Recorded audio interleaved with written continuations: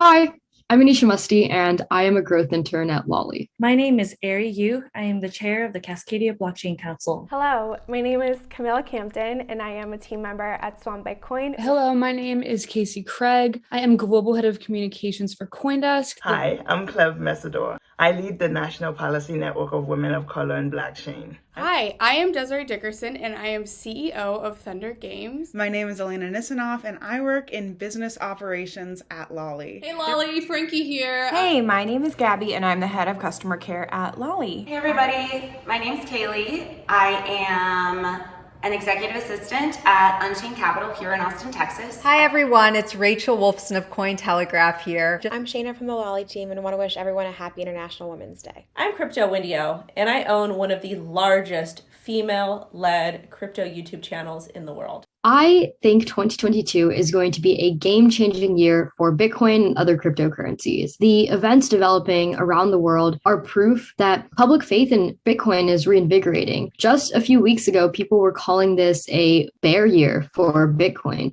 but the price has soared. Current events transpiring around the world have shown us that Bitcoin cryptocurrency have incredible applications that we couldn't even have predicted. We've seen tourism skyrocket in countries like El Salvador, and in war-torn countries like Ukraine, people are using Bitcoin crypto as a lifeline to provide for themselves and their families. I think we'll see increased adoption of it from individuals, organizations, nation states, governments, all kinds of different entities. And it'll be very exciting to see that. I wish I could tell you guys price predictions because that's what kind of excites people the most. But I think what we should be looking for and we should really be excited about is the number go up when it comes to people adopting this new monetary system. We're starting to see that, especially in this year, people are starting to realize that they really don't have control of their money if they just keep it in a bank account. The only way you really have control over your wealth is if you put it into Bitcoin and actually take custody of that Bitcoin into your own hands by putting it into cold storage or a wallet.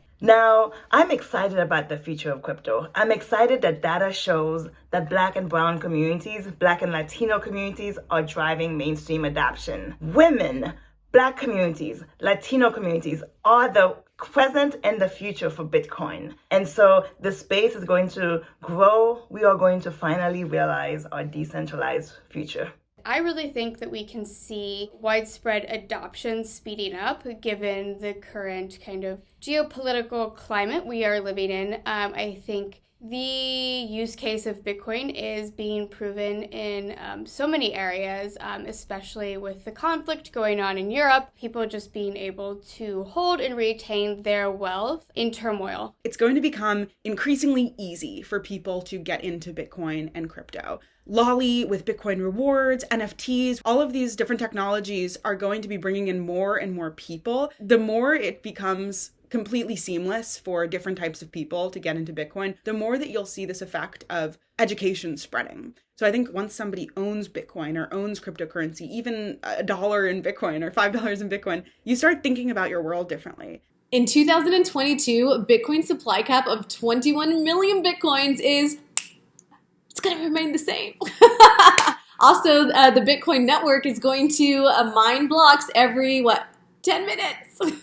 That's definitely going to stay the same. I think that answer is hilarious because it's actually the most beautiful part about Bitcoin is that the supply cap is going to stay the same. I think that with inflation and as events like this happen over time, people are going to be exposed to how our system really functions and what power, the government has over their finances. And I think, for those of us that I'm a millennial, like those of us that lived through the 2008 financial crisis, in 24 hours, like all of this hard work that I've put in and all of these savings that I've built up can just be wiped away. Obviously, that is not an ideal situation, and knowing that there is something out there kind of combat that whole process, like Bitcoin, it's really important. Well, first of all, I think that we're going to see a lot more mainstream interest moving forward. We're already seeing this today with retailers starting to adopt cryptocurrency payments. Of course, the NFT boom that we're seeing now will also lead to increased interest. And then, of course, we're seeing some new innovative use cases for crypto. Most recently, the Ukrainian government reached out on crypto Twitter asking for crypto donations. Easier on-ramps and off-ramps. So it's easier for people to change from crypto to fiat and fiat to crypto, at least for the next, say, 5 years while this transition is happening. The future of Bitcoin, I think we'll see more people excited about it and seeing it as the only rational and logical choice for humanity. So I think that's a really interesting question because people forget the massive technological gap that exists in the world. A lot of people, I mean, we, especially in the US, have become so used to being connected all the time. Wi-Fi, 5G. It's pretty rare that you would be somewhere without some kind of internet connectivity. However, the rest of the world does not have the kind of access and infrastructure that we do. And in order for Bitcoin to achieve mainstream adoption, the whole world will have to become more connected. There needs to be more technological infrastructure put into place, especially in developing countries, so that people are able to use Bitcoin as a form of transaction or as a store of value. More countries following El Salvador's lead and adopting Bitcoin as legal tender. Bitcoin's price is going to continue to go up despite all of the volatility that we likely will continue to see. So get in and hold tight, my friends. Mainstream adoption will be people all over the world utilizing Bitcoin for its intended purpose to facilitate P2P transactions without barriers. Everybody deserves a better quality of life, and I do believe Bitcoin can help facilitate that. However, Bitcoin is one of the many pieces to the puzzle. In order for mass adoption to occur, content creators like myself need to take responsibility and continue to educate with boots on the ground. Eventually, I do think mainstream adoption will look like Lightning ubiquity. And what I mean by this is that Bitcoin payments on the Lightning Network are everywhere, that every tip, every transaction is happening via the Lightning Network, and we also aren't referring to the Lightning Network and Bitcoin as separate things, but different ways of sending and receiving Bitcoin. The potential is to the moon. Obviously, I see so much potential in gaming. Gaming has become the next social network, and it's only going to continue to expand in that capacity. Back during the ICO days, it was really interesting to be able to create decentralized applications and be able to tokenize different things. But ultimately, I became really passionate about Bitcoin after 2019 when I really went down the rabbit hole exploring all the different parts of what makes up Bitcoin, not just the protocol and network, but also the cryptocurrency, understanding what is money and what is value, reading all the great books by like Safety Namos, the Bitcoin Standard, or Vijay Boyopati's The Bullish Case for Bitcoin. I became extremely passionate about Bitcoin once I read The Bitcoin Standard, which is a book that everyone should read, because it made me realize that the money that I had in my bank account was actually losing value over time. And it's really sad, especially as an immigrant child coming here, fighting for that American dream, working really hard, and then realizing that if I kept my money in the bank, all of it was going to lose value over time. To be honest with you, I was a creative writing major in college. I wanted to be a journalist. I had no interest in the markets, economy, or technology. And so it's really interesting that I do work in the space now, but I am so passionate about it. I'm so interested by it. My first job out of college was working for a PR firm in the beginning of the ICO boom. When I joined in 2017, I saw Bitcoin go from 1,200 to 20,000 later that year. And just watching the space evolve in such a short amount of time never stops moving. It's ceaselessly evolving. And I think it's just such an exciting space. I first learned about Bitcoin in 2013 when I served in the Obama administration. A friend had a Bitcoin project and asked me to help with a press release. I helped, I did my research, but it wasn't until around 2015, 2016 that I went down the rabbit hole. And because of the financial freedom I gained, I was able to quit my job in 2017, and I have not looked back. I actually got interested in Dogecoin in grad school way back when, and I stumbled on our Dogecoin when I was on Reddit. I'm a big Redditor, and I really fell in love with the community and fascinated with how kind people were, how much people were trying to build and use Dogecoin for good. And then, I just kind of followed that passively. And then when I started consulting, I became very disenchanted with the federal government, which is a client. Just progressively started learning more and more about Bitcoin and kind of the potential to reinvent the way that society is kind of set up, especially with money. Once I, learned about the Lightning Network and the use cases and just enormous amount of potential that microtransactions in the Lightning Network bring about, I became incredibly passionate about that and joined Lightning Labs. I love this question because I got passionate about Bitcoin by coming to Lolli. Before Lolli, I did not know too much about Bitcoin. I knew about it kind of peripherally. I had read the white paper. That was a point for me. But by becoming, friends with and coworkers with people who were passionate about Bitcoin, who wanted to share that passion with other people, that was really my entry point. And, obviously by earning Bitcoin on my makeup and my sneakers and my clothes, once you own Bitcoin, you start getting more excited about Bitcoin. I own a nationwide event staffing agency. So we do a lot of experiential marketing. All of it was in the field. And within 48 hours of lockdowns, literally we had 0 clients. I did what any good business owner, my business has been around for over a decade. I did what anyone would do, which is like, where do we put the money that we have to store our wealth and get us through what could have been 6 months or a year, whatever the case was. I kept hearing about Bitcoin. I kept hearing that it was appreciating at 200% a year, but because I've never heard of any sort of digital money, so I just kept putting it off. But at the end of the day, my research kept bringing me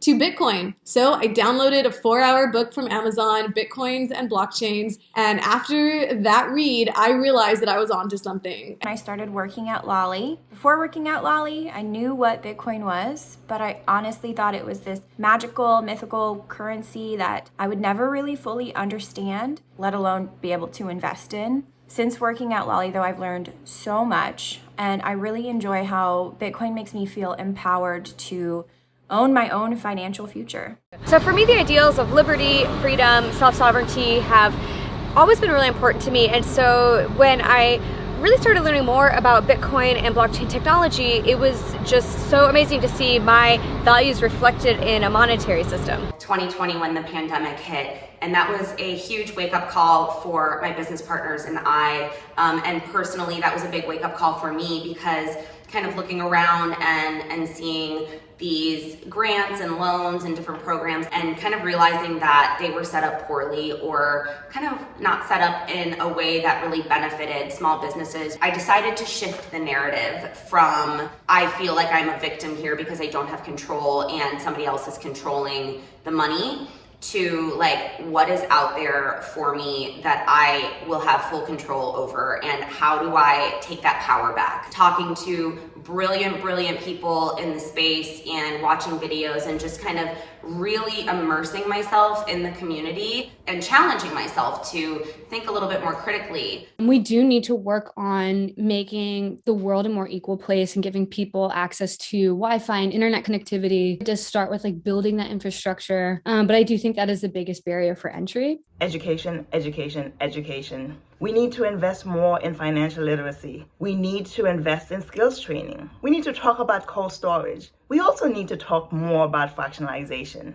I'm convinced that those who gravitate towards altcoins is because they have sticker shock. They don't know that they can buy just $10 worth of Bitcoin. The way I see it is people who don't think that they can change their views. Big part of it is psychological. People understanding that they can change their views, people understanding that they can open up the way that they think and start thinking that maybe the systems that they've relied upon all their lives are not serving them. I think that is the bigger barrier to mainstream adoption than anything kind of institutional. So there's been a lot of advancements in terms of people being more familiar with crypto, more familiar with the term Bitcoin, the term crypto, the term blockchain, NFTs. We need to go beyond just the familiarity. We need to have people actually start to understand what these things mean and how it can apply to their lives. I think one of the largest challenges that we need to focus on are customer service and customer support issues. A lot of these online exchanges need to ramp up their customer support and customer service, because I know people that have struggled and they just don't know who to call or who to reach out to. I also think education around, how to keep users' funds safe, that's really important. We're still very, very early, but clearly the boom of NFTs and crypto payments with major retailers is just showing the start of mainstream adoption. It's only going to keep going up from here.